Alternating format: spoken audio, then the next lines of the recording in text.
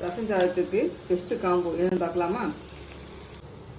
ஒரு கடாய் வச்சு எண்ணெய் ஊற்றிக்கிறேன். கடுகு போட்டுக்கலாம்.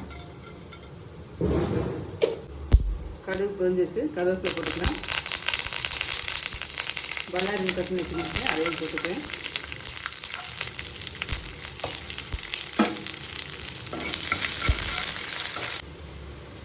கொஞ்சம் மஞ்சள் பொடி போட்டுக்கிறேன். 1/2 ஸ்பூன் மிளகாத்தூள்,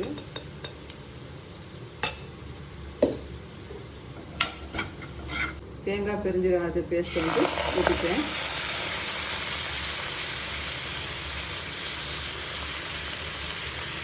தேங்காய் அரைச்ச பேஸ்ட்டை வந்து மிக்ஸ் பண்ணி விட்டுட்டேன். இன்னும் உப்பு சேர்க்கல, உப்பு போட்டுக்கிறேன்.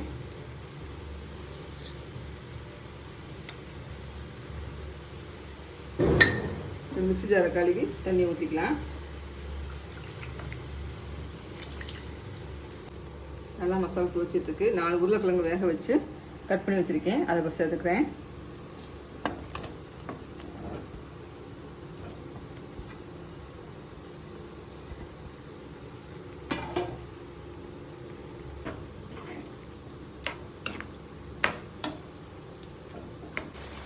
இந்த அளவுக்கு மசாலா நல்லா சேர்ந்து வந்துருச்சு. இப்போ வந்து அடுப்பு ஆஃப் பண்ணிக்கலாம்.